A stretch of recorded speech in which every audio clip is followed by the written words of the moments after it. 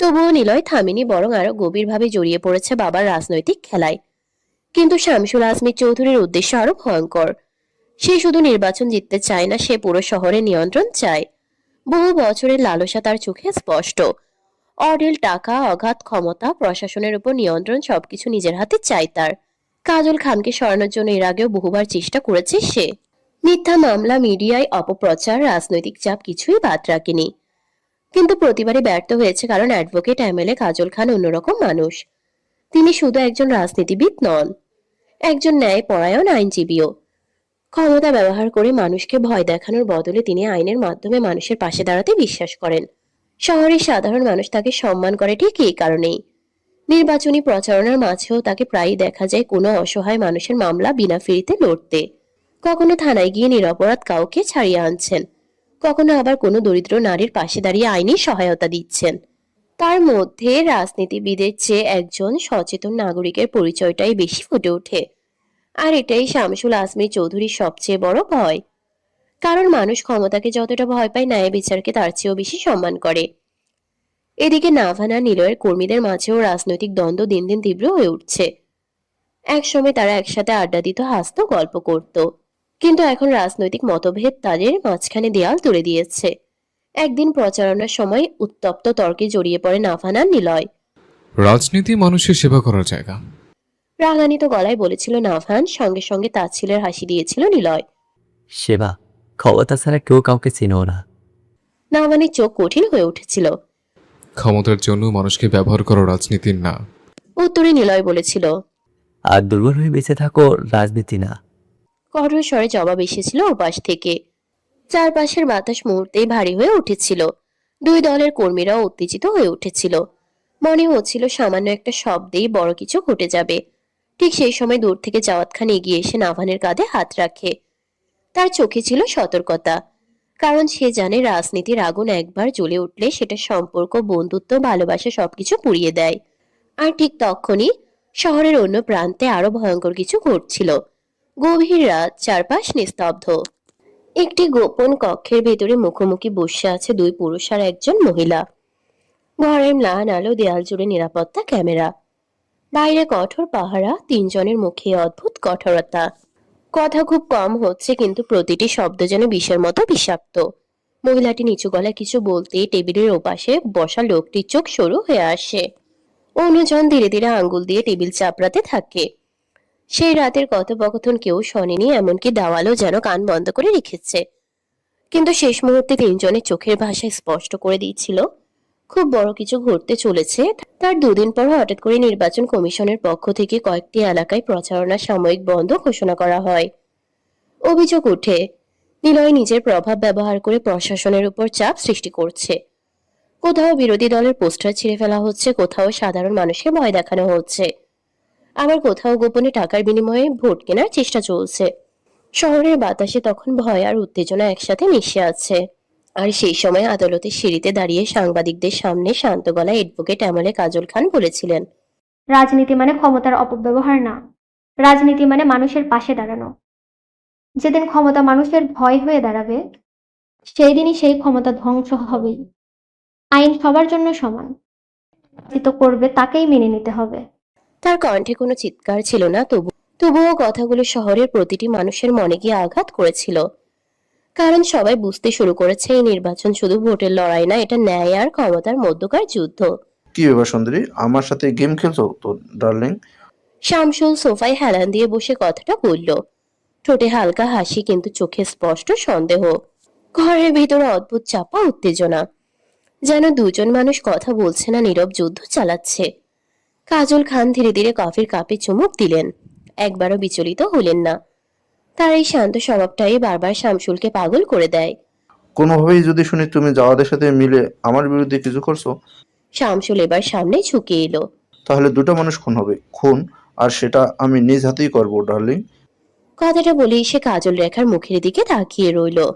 সম্ভবত ভয় দেখতে চেয়েছিল, কিন্তু অ্যাডভোকেট এমএলএ কাজল খান ঠান্ডা চোখে তাকিয়ে রইলেন তার দিকে। তারপর ধীরে ধীরে কাপটা নামিয়ে রাখলেন। শোন শামসুল, তার কণ্ঠ শান্ত কিন্তু ধারালো। নির্বাচনের বাজি তুই নিয়েছিস, আমি না।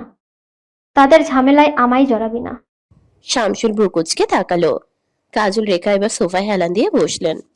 আর আমাকে ভয় দেখানোর চেষ্টা করিস না। তোর ড্রাগস পাচারের ভিডিও আমার কাছে আছে। কোথা থেকে কত টাকা সরিয়েছিস, কাকে কিনেছিস, কার মুখ বন্ধ করেছিস, সব হিসাব আছে আমার কাছে। তাই তুই যতটা ভাবছিস আমাকে চাপে রাখবি, আসলে তার চেয়ে বেশি নিজেই ফাঁদে আটকে পড়বি। যা হচ্ছে হতে দে। তুই তো জাওয়াতকে এসবের ভিতরে টেনেছিস। এখন আমায় এসব বলে কি প্রমাণ করতে চাচ্ছিস? আর আমায় চাপ দিলে আমিও যে ভয়ে ছেড়ে বসে থাকবো না। শামসুল ভ্রুকুচকে তাকালো। আমায় ছেড়ে দিচ্ছ সুন্দরী? নিচু গলায় বলল। কাজল খান এবার মৃদু হেসে উঠলেন। সে হাসিতে কেমন যেন তীক্ষ্ণ অপমান লুকানো। তুইও আমায় ছেড় দিয়ে ভালো করিসনি শামসুল আজমির চৌধুরী। কথাটা শুনে শামসুল দাঁতে দাঁত চেপে তাকিয়ে থাকে।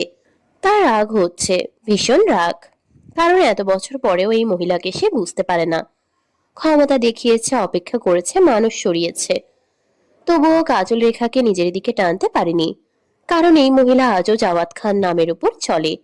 কিন্তু কেন এটাই বুঝতে পারে না শামসুল। এত বছর একা থেকেছে, প্রতারিত হয়েছে, তাও কেন এত ভালোবাসা সেটাই বুঝে না শামসুল আজমির চৌধুরী। এত বছর পরও কি আছে ওর মধ্যে যা আমার মধ্যে নেই? রাজনৈতিক ক্ষমতা এখন আমার হাতের মুঠোয়, দেখো সুন্দরী। কাজল খান এবার ধীরে ধীরে উঠে দাঁড়ালেন। তার চোখ দুটো ঠান্ডা হয়ে উঠেছে। সবকিছু টাকা দিয়ে মাপিস না শামসুল। ঘর নিস্তব্ধ। তিনি ধীরে ধীরে তার দিকে এগিয়ে এলেন। তুই রাজনীতিতে এসেছিস টাকার জোরে, মানুষ কিনে, ভয় দেখিয়ে। আর আমি রাজনীতি শিখেছি মাথা খাটিয়ে। শামসুল কিছু বলতে গেলে কাজল রেখা হাত তুলে থামিয়ে দিলেন। না, আজ তুই শুনবি। তুই ভাবিস ক্ষমতা মানে বন্দুক, টাকা আর মানুষ পোষা। কিন্তু রাজনীতি তার থেকেও ভয়ঙ্কর জিনিস। এখানে মানুষ হাসতে হাসতে সামনের মানুষটাকে শেষ করে দেয়। শামসুল চোখ সরু করে তাকিয়ে থাকে। কাজল খান তীক্ষ্ণ স্বরে বললেন। গভীর পানির মাছকে দুর্বল ভেবে ভুল করছিস তুই। এত বছরে আমাকে একটুও ভাঙতে পারলি না, আর আজ ভাবছিস ভয় দেখিয়ে। হা হা। কি ভাবছিস আমি তোর পাশে দাঁড়াবো? তিনি একটু ঝুঁকে এলেন শামসুলের দিকে। শোন, টাকা দিয়ে ক্ষমতা কেনা যায়, কিন্তু চাল বদলানোর মগজ সবার থাকে না। শামসুল এবার রাগে টেবিলে ঘুষি মারল। নিজেকে খুব বড় খেলোয়াড় ভাবো তুমি সুন্দরী। কাজল খান ঠান্ডা হেসে বললেন। না, আমি শুধু তোর মতো খেলোয়াড়দের শেষ শেষ কোথায় হয় সেটা খুব ভালো করে জানি। রাজনৈতিক রাজাকে ভয় দেখাচ্ছ সুন্দরী? রাজা কতটা শক্তিশালী তা জানা নেই তোমার। দেখতে দেখতে নির্বাচনের দিন একেবারে দরজায় এসে দাঁড়িয়েছে। চারদিকে চাপা উত্তেজনা, পোস্টারে ভরা দেয়াল, মাইকিং এর শব্দ, কর্মীদের ছোটাছুটি। পুরো শহর যেন রাজনীতির উত্তাপে চলছে। নির্বাচনের আগের রাত থেকে নিলয়ের ভিতরে অদ্ভুত এক অস্থিরতা কাজ করছিল। সে রাজনীতির সাথে নতুন নয় এমন না, প্রফেশনাল ভাবে নেয়নি কখনো। কিন্তু ছোটবেলা থেকে বাবার সঙ্গে মিটিং, মিছিল, ক্ষমতার খেলা, মানুষকে ব্যবহার করা সবই দেখে এসেছে। কিন্তু তাতে তার ভ্রুক্ষেপ ছিল না। তার সময়, মস্তিষ্ক তখন ব্যস্ত ছিল মেয়ে নেশায়। তাই তো রাজনীতি করেছে টুকটাক।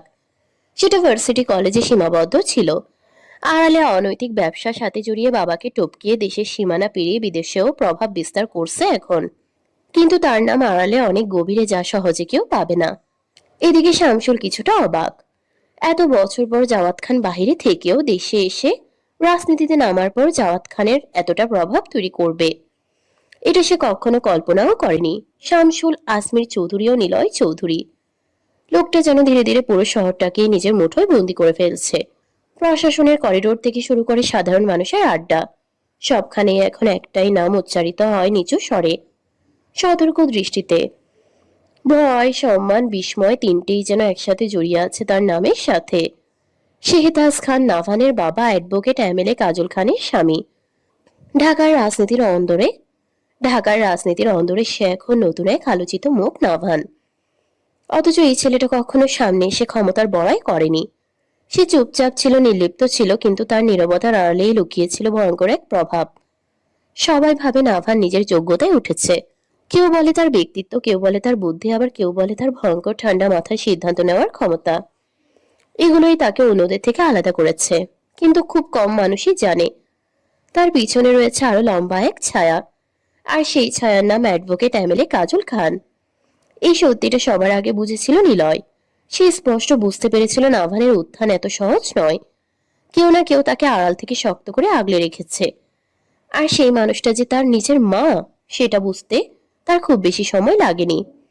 নিলয় নিজের বাবাকেও বলেছিল কথাটা। তার বাবা প্রথমে নাভানকে সন্দেহ করলেও একটা বিষয় কিছুতেই বিশ্বাস করতে পারেননি, অ্যাডভোকেট কাজল খান এই খেলায় জড়িত। এই নির্বাচনে আড়ালে তার প্রভাব রয়েছে, কারণ কাজল খান সবসময় নিজেকে নিরপেক্ষ রেখেছেন। রাজনীতিতে থেকেও তিনি কখনো প্রকাশ্যে নিজের ক্ষমতার অপব্যবহার করেননি, বরং মানুষ তাকে চিনেছে একজন ঠান্ডা মাথার হিসেবে, দূরদর্শী নারী হিসেবে। তাই তাকে এই অন্ধকার খেলায় কল্পনা করাটাই কঠিন। কিন্তু নিলয় জালে আড়ালের গল্প সবসময় সামনে দেখা গল্পের মতো হয় না। শামসুলের সাথে কাজল খানের গোপন কথোপকথনের বিষয়টা সে জানে না, কিন্তু অনুভব করতে পারে এই খেলাটা শুধু রাজনীতি নয়।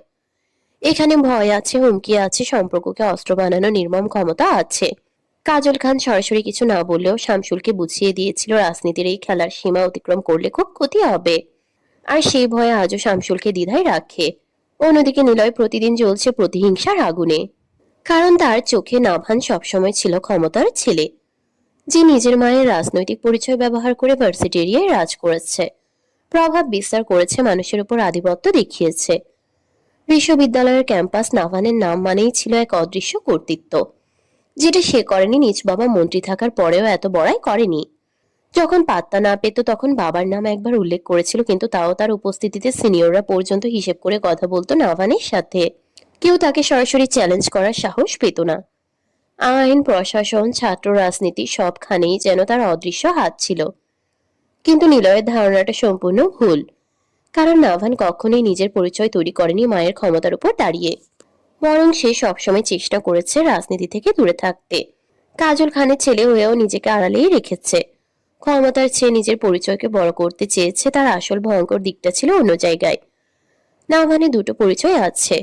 একটা পরিচয় সবাই দেখে, শান্ত গম্ভীর হিসেবে এক যুবক, যে খুব কম কথা বলে কিন্তু তার উপস্থিতি চারপাশ নিস্তব্ধ করে দেওয়ার জন্য যথেষ্ট। অন্যায়কে অন্যায় বলার সাহস রাখে। আরেকটা পরিচয় আছে আড়ালে, যেখানে সে ভয়ঙ্কর ঠান্ডা মাথার খেলোয়াড়, যে নিজের আবেগ লুকিয়ে রেখে মানুষকে পড়তে পারে, পরিস্থিতি নিয়ন্ত্রণ করতে পারে, আর প্রয়োজন হলে সম্পূর্ণ শহরের গতিপথ বদলে দেওয়ার ক্ষমতাও রাখে। সে কখনো রাজনীতিকে ভালোবাসেনি, রাজনীতির নোংরা খেলাকে বরং ঘৃণা করত। কিন্তু ভাগ্যের সবচেয়ে অদ্ভুত পরিহাস, যে ছেলে সারা জীবন নিজেকে এই খেলা থেকে দূরে রাখতে চেয়েছে, সেই ছেলেকেই শেষ পর্যন্ত রাজনীতির মাঠে নামতে হয়েছে, তাও নিজের জন্য নয়, নিজের বাবার জন্য। এই প্রথম নাভান প্রকাশ্যে লড়ছে, এই প্রথম সে নিজের নামকে সামনে এনেছে। কারণ এবার বিষয়টা ক্ষমতার নয়, বিষয়টা তার প্রিয় মানুষের, যার সাথে নাভানের সম্পর্ক সবসময় দূরত্বে ভরা ছিল। আড়ালে বাবাকে কত মিস করে গিয়েছিল। গান, গিটারটা তার শখের, খুব শখের। এখন পুরো শহর দেখছে এক অদ্ভুত দৃশ্য। যে ছেলে কখনো বাবার পাশে দাঁড়ায়নি, না দাঁড়িয়েছে বাবা, সেই ছেলেই আজ সবার সামনে বাবার ঢাল হয়ে দাঁড়িয়ে আছে। আর সবচেয়ে অবাক করা বিষয়, কাজল খান কিছুই করছেন না, না কোনো বাধা, না কোনো আপত্তি, কারণ তিনি জানেন এবার নাভান রাজনীতি করছে ক্ষমতার জন্য নয়, সে লড়ছে নিজের রক্তের মানুষের জন্য। আর এই লড়াইয়ে নাভান সবচেয়ে বেশি ভয়ঙ্কর, আর সে কারণেই নিলয়ের ভিতরে জমে আছে ভয়ঙ্কর এক জেদ। জাওয়াত খানকে হারানো এখন তার কাছে শুধুমাত্র রাজনৈতিক প্রতিশোধ নয়, ব্যক্তিগত যুদ্ধ। কারণ মানুষটা বারবার হেরাকে তার কাছ থেকে দূরে সরিয়ে দিয়েছে, বারবার অপমান করেছে, বারবার বুঝিয়ে দিয়েছে নিলয় কখনো হেরার যোগ্য না। সে অপমানে আজ আগুন হয়ে জ্বলছে তার ভিতরে।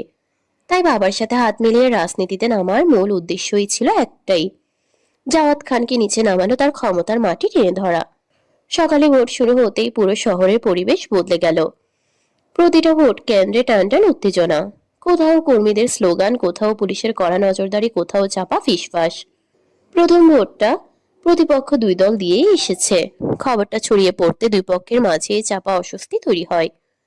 ভোট দেওয়ার পর একসাথে বসেছিল জাওয়াত খান, শামসুল, আজমির চৌধুরী, অ্যাডভোকেট এমএলএ কাজল খান, আরো কিছু নামি দামি প্রশাসনের লোক। উপরে উপরে সবাই স্বাভাবিক থাকলেও ভেতরে ভেতরে প্রত্যেকেই হিসাব কষছে। বিশেষ করে অ্যাডভোকেট কাজল খান চুপচাপ বসে থাকলেও তার চোখ দুটো ভয়ঙ্কর ঠান্ডা। সে এমন ভাবে পুরো ভোটের সিস্টেম সাজিয়েছে যেন একটা ভোটও এদিক সেদিক না হয়। প্রতিটা কেন্দ্রেই তার লোক ছড়িয়ে আছে। কে কোথায় দাঁড়াবে, কোথায় সমস্যা হতে পারে, কোন কেন্দ্রে কারা হামলা করতে পারে, সব হিসাব তার মাথায়। অন্যদিকে নাভান পুরো ব্যাপারটা দূর থেকে পর্যবেক্ষণ করছিল। সাদা শার্টের হাতা গুটানো, চোখে মুখে বিরক্তিহীন কঠিন ভাব। চারপাশে এত উত্তেজনা, এত চাপ, অথচ ছেলেটার ভেতরে কোনো অস্থিরতা নেই। কিন্তু একটা জায়গায় সে ভয়ঙ্কর সতর্ক, তার বাবা নিজের নিরাপত্তা নিয়ে কখনো ভাবে না। এদিকে বন্ধুমহল সবাই যেন নিজ জীবনে ঠিকঠাক চলছে। সৃজন এখন আগের মতো আর ভেঙে পড়ে না। সময়ের সাথে সাথে ছেলেটা অনেকটাই বদলে গেছে। এখন সে আবেগে ভেসে যায় না, বরং দায়িত্বকে নিজের কাঁধে শক্ত করে ধরে রাখে। রোজকে তাদের বাসা থেকে আনার পর সৃজন যেন এক নতুন মানুষ। তার প্রতিটা সিদ্ধান্তে এখন পরিপক্কতা দেখা যায়। কোনো কিছুতেই আর গাফিলতি নেই, নেই অবহেলা। রোজের প্রতিটি প্রয়োজন সে নিখুঁতভাবে দেখভাল করছে। ছোট ছোট বিষয়েও তার নজর তীক্ষ্ণ। রোজের প্রতি তার ভালোবাসাটা অদ্ভুত, কিন্তু খুব স্থির এবং গভীর। সেটা দেখানোর জন্য বড় বড় কথা নেই, আছে শুধু কাজের মাধ্যমে যত্ন, দায়িত্ব আর নীরব ভালোবাসা। এই পরিবর্তনটা দেখে সবাইও বেশ সন্তুষ্ট। সৃজনকে এখন আর আগে সে ভাঙা মানুষ হিসেবে নয়, বরং একজন দায়িত্বশীল, স্থির এবং বিশ্বাসযোগ্য মানুষ হিসেবে দেখছে। ঝিনুকও কম না। তুষারের সাথে তার খুনসুটি আগের মতোই চলছে, কিন্তু প্রয়োজনের সময় মেয়েটা অনেক সিরিয়াস হয়ে যায়। ওদের আর রুষা এখন যেন এক প্রাণ এক শ্বাসে বাঁধা দুটো নাম। ঘন্টা পেরোতেই কথা না হলে উদিরের ভেতরটা অস্থির হয়ে ওঠে। পাগলের মতো ছুটে যায় তার লাল গোলাপি রুষার কাছে। কিছুদিন আগের ঘটনা। রুষা হঠাৎ পড়ে গিয়ে পায়ে আঘাত পেয়েছিল, সেই মুহূর্তেই অধীর যেন নিজের ভিতরকার সবটা হারিয়ে ফেলেছিল। ছুটাছুটি করে এক গাদা ওষুধ এনে ফেলেছিল, যা দেখে বন্ধুমহল অবাক হয়ে হাসাহাসিও করেছিল। হাসির ভিড়ের মাঝে অধীরের চোখে ছিল একটাই ভয়, রুষার কষ্ট।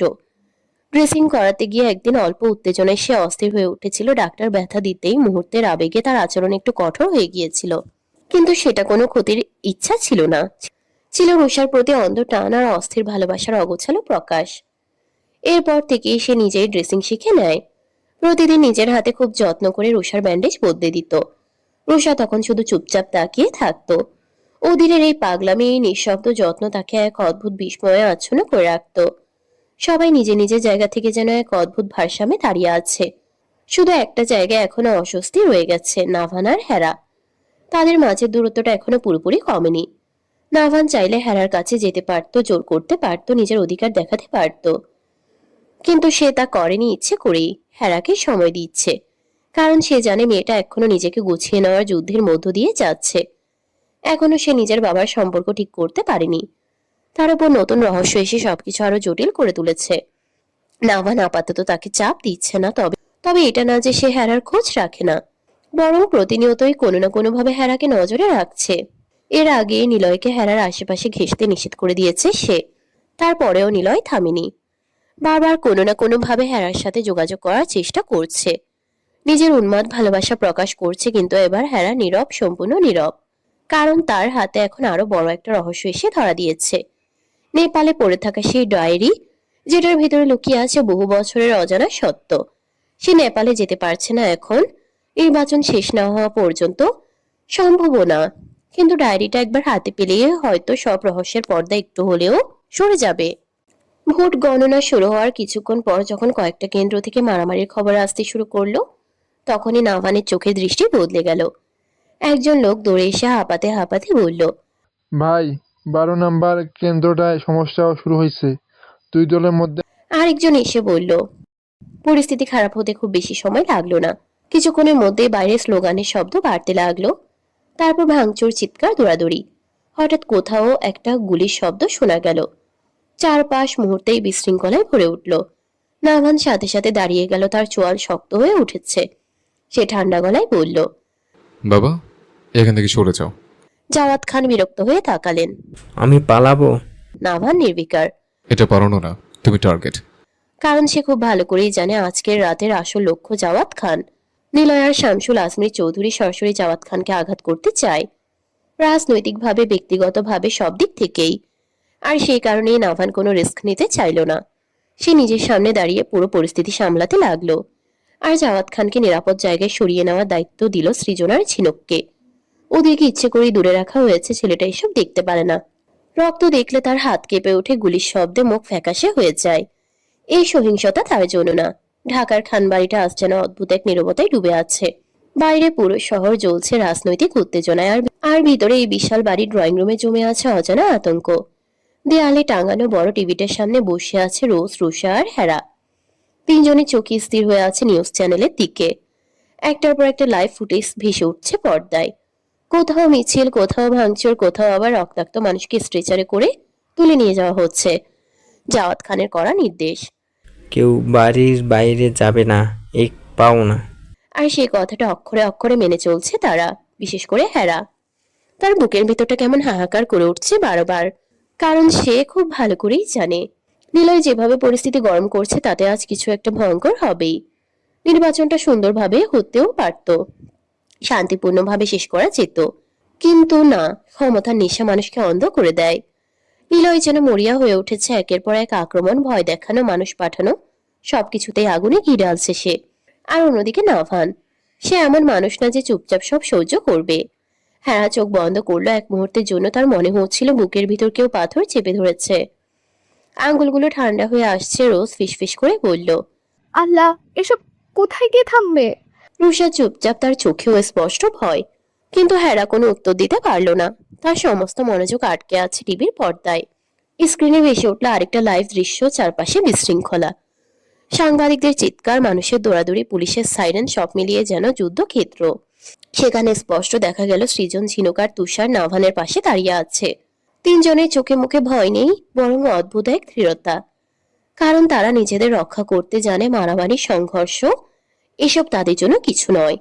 তুষারের শার্ট ছিঁড়ে গেছে কাঁধের কাছে, সৃজনের ঠোঁটের কোণে শুকিয়ে যাওয়া রক্ত, ঝিনুকের চোখে আগুনের মতো রাগ। তবুও তারা নাভানের চারপাশে দেয়ালের মতো দাঁড়িয়ে আছে। হঠাৎ ক্যামেরাটা জুম হতেই হেরার নিঃশ্বাস যেন থেমে গেল।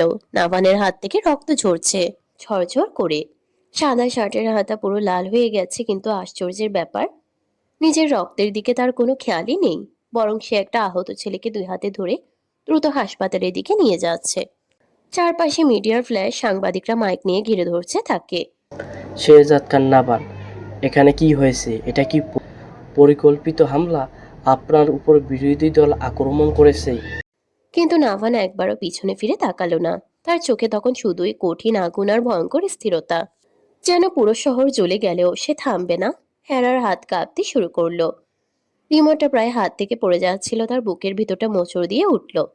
রক্ত, নাভানের রক্ত। কয়েক সেকেন্ডের জন্য তার চারপাশের সব শব্দ যেন বন্ধ হয়ে গেল। শুধু টিভির স্ক্রিনে সেই রক্তমাখা হাতটাই দেখতে পাচ্ছে সে। সাংবাদিকদের ভিড় যেন ক্রমেই আগ্রাসী হয়ে উঠছিল। ক্যামেরার ফ্ল্যাশে একের পর এক জ্বলছে। চারপাশে দলীয় কর্মীদের গুঞ্জন, উত্তেজনা, সব মিলিয়ে পুরো পরিবেশ ভারী। ঠিক তখনই একজন সিনিয়র সাংবাদিক সামনে এগিয়ে এলো। মাইক্রোফোনটা প্রায় নাভানের মুখের সামনে ধরে প্রশ্ন ছুড়ে দিল। শেহজাদ খান নাভান, আপনার বাবা জাওয়াত খান তো বছরের পর বছর দেশের বাইরে ছিলেন। দেশের রাজনীতির, মানুষের বাস্তবতা, গ্রামের কষ্ট, এগুলো তিনি বিচ্ছেদ ছিলেন। তাহলে হঠাৎ করে দেশে ফিরে এত বড় রাজনৈতিক অবস্থান কিভাবে পেয়েছেন? এটা কি শুধু আপনার নামের প্রভাব, নাকি আপনার মা অ্যাডভোকেট এমএলএ কাজল খানের রাজনৈতিক পরিচয় ব্যবহার করেই তিনি এই ক্ষমতার মঞ্চে এসেছেন? প্রশ্নটা শেষ হতেই চারপাশে ছাপা শব্দ উঠল। কেউ বিরক্ত, কেউ কৌতূহলী। নাভান কয়েক সেকেন্ড চুপ করে রইল। তারপর ধীরে মাথা তুলল। চোখ দুটো অস্বাভাবিক ঠান্ডা। সে সাংবাদিকের দিকে তাকিয়ে ধীর গলায় বলল, আপনাদের একটা সমস্যা কি জানেন? আপনারা ভাবেন রাজনীতি মানে উত্তরাধিকার, কারো নাম, কারো ছায়া। অথচ একটা মানুষ নিজের যোগ্যতায় জায়গা তৈরি করতে পারে, সেটা মানতে আপনাদের কষ্ট হয়। চারপাশ নিস্তব্ধ। সাংবাদিক আবার কিছু বলতে যাবে, নাভান থামিয়ে দিল। আমার বাবা দেশের বাইরে ছিলেন ঠিক, কিন্তু দেশের বাইরে থাকা মানে দেশকে ভুলে যাওয়া না। দেশের জন্য কাজ শুধু মাটিতে দাঁড়িয়ে করতে হয় না। অনেকেই দেশের ভেতর থেকেও দেশের ক্ষতি করে, আবার কেউ হাজার মাইল দূরে থেকেও দেশের জন্য নিজের সময়, অর্থ, প্রভাব সবকিছু ব্যয় করে। তার কণ্ঠ এবার আরো ভারী হয়ে উঠল। আর একটা কথা পরিষ্কার করে শোনো রাখুন, জাওয়াত খান কারো দয়ের উপর রাজনীতি করছে না। চারপাশে চাপা গুঞ্জন ছড়িয়ে পড়ে। নাভান এবার এক পা সামনে এগিয়ে এলো। সাংবাদিক থমকে গেল। তিনি আমার নাম ব্যবহার করে দাঁড়াননি। আমি বরং আজ এই জায়গায় দাঁড়িয়ে আছি তার তৈরি করা ভিত্তির উপর। নাভান ঠান্ডা হাসলো। আর আমার মায়ের নাম টেনে রাজনৈতিক গল্প বানানোর চেষ্টা করবেন না। কাজল খান নিজের পরিচয়ে যথেষ্ট বড় একজন মানুষ, তাকে কারো সিঁড়ি বানানোর প্রয়োজন পড়ে না। কথাটি শেষ হতেই আশেপাশে থাকা অনেকেই চুপ হয়ে যায়। নাভান এবার চারপাশে তাকালো। তার চোখে তখন স্পষ্ট আত্মবিশ্বাস আর অদ্ভুত এক রাজনৈতিক দৃঢ়তা। আপনারা বারবার একটা পরিবারকে কেন্দ্র করে প্রশ্ন করেন, অথচ ভুলে যান রাজনীতি কোনো পরিবারের সম্পত্তি না। সে মাইক্রোফোনটা ধীরে ধীরে সরিয়ে দিল। মানুষ যদি যোগ্য মনে করে তাহলে তারা জায়গা দেয়, আর যদি অযোগ্য মনে করে নাম পরিচয় ক্ষমতা কিছুই টিকিয়ে রাখতে পারে না। একজন সাংবাদিক আবার বলল, তাহলে আপনি বলেছেন আপনার বাবা বর্তমান অবস্থানের পিছনে আপনার বা আপনার মায়ের কোনো প্রভাব নেই? নাভান এবার সরাসরি তার চোখে চোখ রাখলো। তার ঠোঁটের কোণে হালকা বাঁকা হাসি ফুটে উঠল। প্রভাব আছে। চারপাশ আবার নীরব, সাংবাদিকদের ভিড় যেন ক্রমেই আগ্রাসী হয়ে উঠছিল। ক্যামেরার ফ্ল্যাশ একের পর এক জ্বলছে, চারপাশে দলীয় কর্মীদের গুঞ্জন, উত্তেজনা সব মিলিয়ে পুরো পরিবেশ ভারী। ঠিক তখনই একজন সিনিয়র সাংবাদিক সামনে এগিয়ে এলো, মাইক্রোফোনটা প্রায় নাভানের মুখের সামনে ধরে প্রশ্ন ছুড়ে দিল। তাহলে আপনি বলছেন আপনার বাবা বা আপনার মায়ের অবস্থানের পিছনে আপনার বা আপনার মায়ের কোনো প্রভাব নেই? নাভান এবার সরাসরি তার চোখে চোখ রাখলো। তার ঠোঁটের কোণে হালকা বাঁকা হাসি ফুটে উঠল। প্রভাব আছে, চারপাশ আবার নীরব। তবে সেটা নামের না, শিক্ষার। আমি আমার মা দুজনে একটা জিনিস শিখছে, মাথা নত করে রাজনীতি করা যায় না। কথাটা বলেই সে সামনে হাঁটা শুরু করলো। পেছনে সাংবাদিকদের চিৎকার, নতুন নতুন প্রশ্ন, ক্যামেরার ঝলকানি চলতেই থাকলো। কিন্তু শেহতাজ খান নাভান আর একবারও পেছনে ফিরে তাকালো না। সাংবাদিক এবার আরেকটু সামনে এগিয়ে এলো, তার কণ্ঠে এবার সরাসরি চ্যালেঞ্জ। তাহলে আপনি বলতে চাইছেন আপনার বাবা আপনার মায়ের কোনো প্রভাব নেই এই দলে? জাওয়াদ খানের রাজনীতিক উত্থান পিছনে আপনাদের নাম ব্যবহার হয়নি? মানুষ কি শুধু হঠাৎ করেই তাকে গ্রহণ করে নিল? প্রশ্নটা শেষ হতেই চারপাশে আবার গুঞ্জন উঠল। নাওমান কিছুক্ষণ চুপ করে সাংবাদিকটার দিকে তাকিয়ে রইল, তার সেই চিরচেনা ঠান্ডা দৃষ্টি। তারপর খুব ধীরে বলল, আপনার একটা জিনিস খুব সহজে বলেছেন, মানুষ কোনো নামকে বছরের পর বছর সম্মান দেয় না যদি সে নামের পেছনে কাজ না থাকে। চারপাশ নিস্তব্ধ, সাংবাদিক থমকে গেল। নাভান এবার গম্ভীর গলায় বলতে শুরু করলো, আমার বাবা দেশের বাইরে ছিলেন ঠিক, কিন্তু সেই সময়ে বাংলাদেশের হাজার হাজার মানুষের সাথে তার যোগাযোগ ছিল। দেশের গরিব মানুষদের জন্য তিনি যেভাবে সাহায্য করেছেন, যেভাবে কাজ করেছেন, সেটা নতুন কিছু না। সে এবার চারপাশে তাকালো। বড় বড় রাজনৈতিক দলের অনেক নেতাই জানে জাওয়াদ খান কত বছর ধরে নীরবে মানুষের পাশে ছিল, ক্যামেরার সামনে দাঁড়িয়ে না, পোস্টার লাগিয়ে না, বরং আড়াল থেকে। তার কণ্ঠে এবার চাপা দৃঢ়তা। মানুষ কাউকে একদিনে গ্রহণ করে না, বিশ্বাস তৈরি করতে সময় লাগে, সম্মান অর্জন করতে আরও বেশি সময় লাগে। একজন সাংবাদিক আবার বলে উঠল, তবুও আপনার জনপ্রিয়তা তো স্বীকার করতেই হয়। আপনার নামের প্রভাব নেই বললেন। নাভানের ঠোঁটের কোণে হালকা হাসি ফুটলো, চারপাশে হালকা গুঞ্জন। মানুষ যদি আমাকে পছন্দ করে তাহলে নিশ্চয়ই কোনো কারণ আছে। আমি কখনো মানুষের ক্ষতি চাইনি। মানুষ আমাকে যেভাবে চেনে, আমি কেমন সেটা তারা জানে। আর মানুষ যখন কাউকে বিশ্বাস করে তখন তার পরিবারকেও সম্মান দেয়। সে এবার মাইক্রোফোনের দিকে একটু ঝুঁকে এলো। আমার নাম ব্যবহার হয়েছে কি না সেটা নিয়ে এত চিন্তা করার দরকার নেই, গুরুত্বপূর্ণ হলো মানুষ কাকে বিশ্বাস করছে। তার গলা আরো ভারী হয়ে উঠল। কারণ এই দেশের মানুষ বোকা না, তারা খুব ভালো করে বোঝে কে অভিনয় করছে আর কি সত্যি পাশে দাঁড়িয়েছে। সাংবাদিক চুপ। নাভান এবার শেষবারের মতো বলল, আর একটা কথা মনে রাখবেন, সম্মান কখনো জোর করে আদায় করা যায় না, মানুষ নিজেরাই করে। কথাটা বলেই সে ধীরে মাইক্রোফোন সরিয়ে সামনে এগিয়ে গেল। পেছনে ক্যামেরার ঝলকানি চলতেই থাকলো। কিন্তু সেই মুহূর্তেই পুরো মঞ্চে সবচেয়ে ভারী জিনিস ছিল শেহতাজ খান নাভানের শান্ত অথচ ধারালো উত্তর। নাভানের কথার পরও সাংবাদিক থামল না। সে আবার মাইক্রোফোন এগিয়ে দিল। তাহলে আপনি বলতে চাইছেন আপনারা কেউ কারো অবস্থানে ব্যবহার করেননি? আপনার মা নিজের জায়গায় তৈরি করেছে, আপনার বাবা নিজের জায়গা, আর আপনি নিজের। এটা কিভাবে সম্ভব? চারপাশে চাপা গুঞ্জন উঠল। নাভান কয়েক সেকেন্ড চুপ করে রইল, তারপর খুব ধীরে মাথা তুলল, চোখে অদ্ভুত শান্ত একটা দৃঢ়তা। গর্ব করে একটা কথা বলতে পারি, চারপাশে নিস্তব্ধ হয়ে গেল। এই মানুষটা আমার জন্মদাতা বাবা, আর অ্যাডভোকেট MLA কাজল খান আমার জন্মদাতা মা। তার কণ্ঠে অহংকার ছিল না, ছিল সম্মান। আমি তাদের পরিচয় ছোট হই না, বরং গর্ববোধ করি। সাংবাদিক এক দৃষ্টিতে তাকিয়ে আছে। নাভান এবার ধীরে বলল, ঠিক যেমন আমি তাদের নিয়ে গর্ব করি, তেমনি তারাও আমাকে নিয়ে গর্ব করে। এটাই পরিবার। চারপাশে হালকা গুঞ্জন ছড়িয়ে পড়ে। হয়তো আমার বাবা মা দীর্ঘ সময় দূরে ছিলেন, লং ডিস্টেন্স ছিল, কিন্তু একটা জিনিস কখনো দূরে যায়নি, তাদের সততা। তার গলা ভারী হয়ে উঠল তারা দুজনে নিজের জায়গা নিজেরা তৈরি করেছে। আমার মা নিজের যোগ্যতা মানুষের সম্মান পেয়েছে, আমার বাবা নিজের কাজ দিয়ে মানুষের বিশ্বাস অর্জন করেছে, আর আমি চেষ্টা করছি নিজের পরিচয় নিজে করতে।